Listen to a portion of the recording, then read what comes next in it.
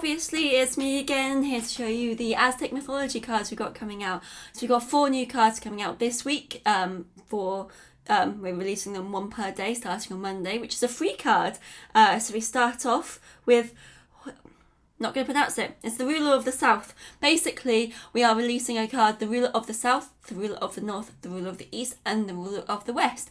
And if you've ever played Sue Blacks, or if you've played Sue Blacks against Sue Blacks when you were newer to the game, you will recognise the style of play here. This is basically like a very miniaturised Sue Blacks deck, but just 4 cards, and obviously for Aztec mythology.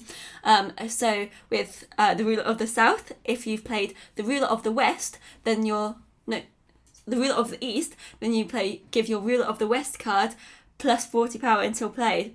And if we go to the Ruler of the East, then you'll see if you've played your Ruler of the North card, then it gives you Ruler of the South card plus 80 power until played. Then if we go to the Ruler of the North, there we go. If you've played the Ruler of the West card, then you give your Ruler of the East card plus 60 power. And then if we go to Quetzal here, yes, I got them all right. Then you give your Ruler, it's the Ruler of the, the South card, you give Ruler of the North. You know what I mean. Basically, if you look at a compass like this, that's how it is played. If you've played the one before on the compass, then the one after on the compass gets the buff. Obviously, we start off with this card has an 888 and only gives 40 power, and those get bigger as you play, so you end up with 440. Teaser. Tut tut. 444 gives the 80 power here, the 666 gives the 60 power, and when you finish on Quetzalcoatl, it's a 222 that gives 100 power to Tetztlepoca, so that's when you really want to get right. Another card that I accidentally just spoiler alert, was the Slottle. So this is a card that's not coming out yet. It's coming out in maybe next week, maybe the week after, but just thought, why not give you a little spoiler for today. So because it's either named for or named after the Axolotl, I can't quite remember. If you've got your Axolotl card in your deck, you get plus 28 power until played once it's returned, but it gives a 28 power played anyway. So if you've got Axolotl in your deck, and you've turned to your hand, the next time you play it, you get 101 power. So it's pretty decent, especially if you're playing like an amphibians deck. I don't know if anyone's really going to be putting Axolotl in this deck, apart from me, just to show you guys. But one of the other important things I have to show you is the Amaranth that is coming out very, very shortly, which gives your Aztec mythology cards, wherever they are, plus 19 power until played. So Amaranth was one of their major sources of energy. It just made sense for it to do an Aztec mythology buff, especially with all these new cards coming out for our week. So very exciting, and I'm going to try and play now, and I'm very nervous about it because this is something that I really struggle with.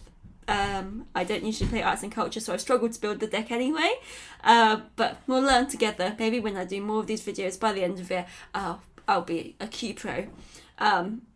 But yeah, just want to show you guys us getting in order. Also, I will say I'll probably lose the first round again, because as we all know, if you're playing a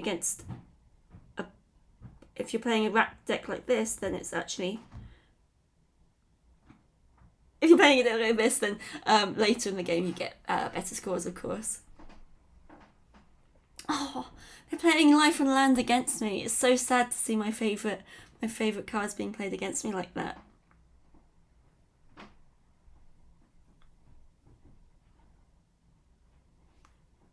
See, that was genuinely planned. I know it doesn't seem like it was planned, but it was genuinely planned.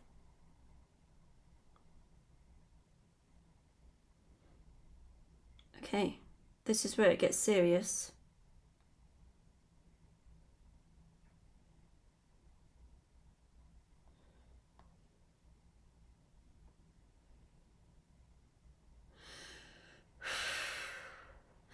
So the thing about this is that it does give it only to the cards in hand. So you do have to be really careful about, like, to maximise it, you have to be careful about the way you are playing. And I'm not careful about the way I am playing. I just like big, cute cards. So it's going to be a struggle for me. Okay, here we go. I played Cyptokek. That's good. Or I'm definitely pronouncing that wrong. Yes. Good.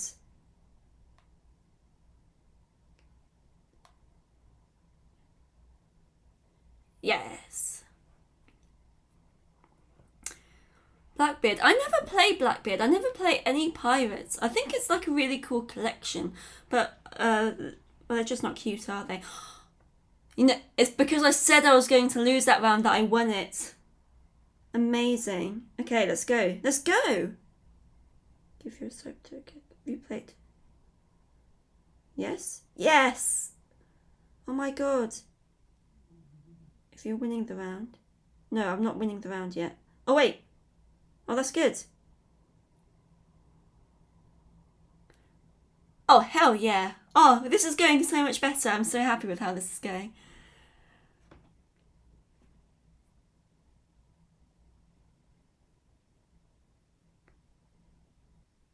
See, arts and culture can be fun too. I'm sure the other ones can be fun, but I'm just not really bothered about them as much.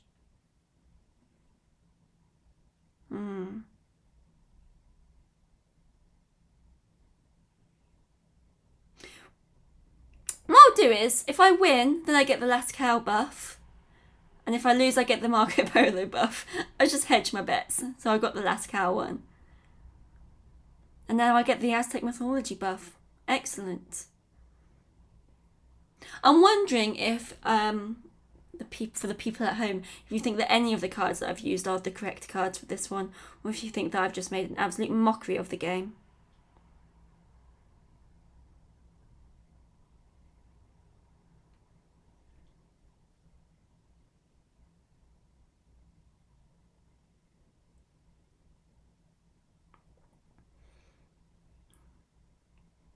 Look at that. What a weak bot.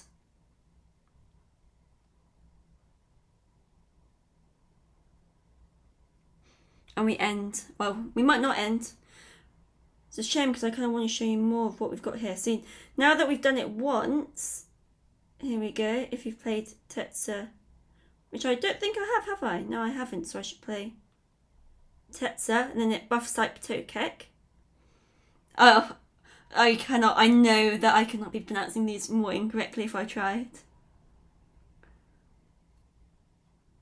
I am enjoying playing like this though. Playing with a little bit of thought. It's just more interesting, I think. Than obviously winning all the time like I usually do with absolutely no hassle. I think actually when we did the Beat the Devs tournament, I lost 47 games or something and I won 2. So that wasn't a strong day for me.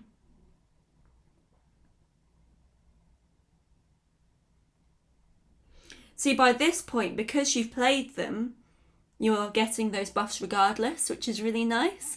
So by this point in the game, I was almost tempted to lose then, because I think it will be interesting to see by round 5 how strong they are. But yeah, see, you've already played the cards that you need. But we don't have Tetzalotpokal. Stopped bothering trying to pronounce that correctly anymore. But yeah, obviously an easy win there. Thank goodness. I do wish I wish I'd had the foresight to stick around till round 5 to see how strong they could get, especially once you've sorted it out so you've played them all the first time. By the end, I'm sure they'd be much more fun. But then, where's the excitement there for you to play them? Well, I hope you like the cards, and I hope you enjoy playing them when you do. Good game. I know that I'm very excited about them anyway. But cool. I hope you guys enjoy Aztecs and keep it Q as per usual.